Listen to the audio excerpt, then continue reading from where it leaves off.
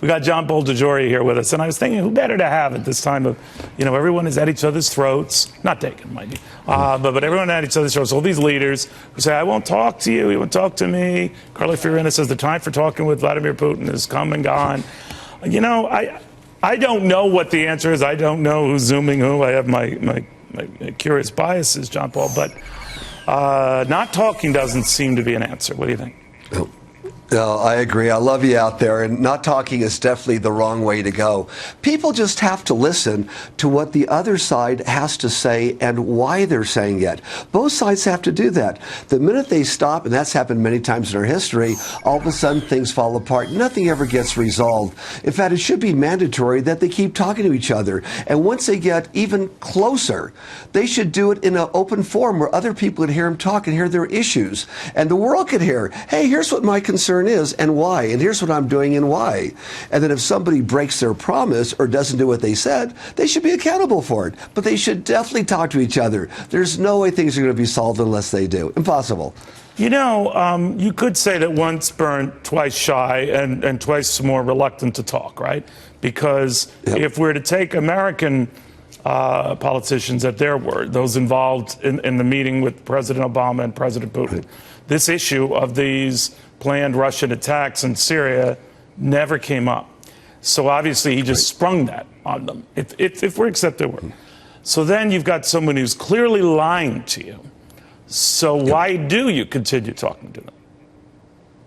Well, I think what happens is that when you get burned, and I've been burned before in my life, but you've got to continue to go on, and that's how things get resolved. Even though they lied and you say once bitten, twice shy, you still have to continue. In fact, when Mr. Putin came out and said what he said it, let's say, within 24 hours of the time something took place. And then they notified us an hour, I believe, before they started bombing Syria.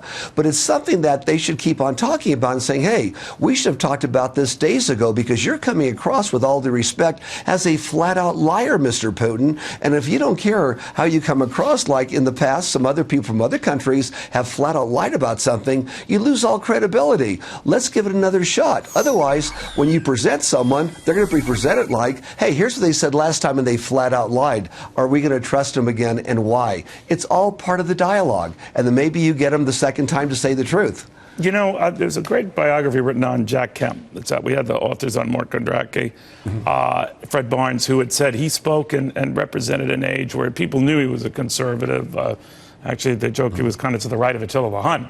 But that he would engage Speaker Tip O'Neill at the time, and later Jim Wright at the time, just to keep the dialogue going. And his argument, later advanced by Ronald Reagan, no less, with the Kemp-Roth tax cuts, was to get a lot of what you want. Not everything you want, but enough of what you want, rather than stand by your principles and neither side gets anything they want. What do you make of that?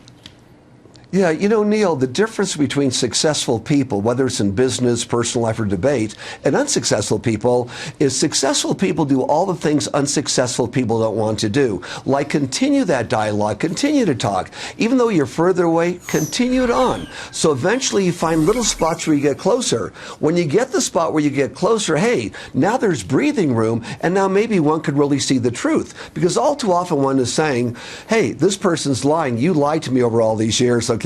And the person really didn't, but you don't know that. And sometimes they did lie. Yeah, but see, John, well, this is where you're a nice guy. A nice billionaire, I might point out, but I'm Italian, at least half Italian. I don't forget anything.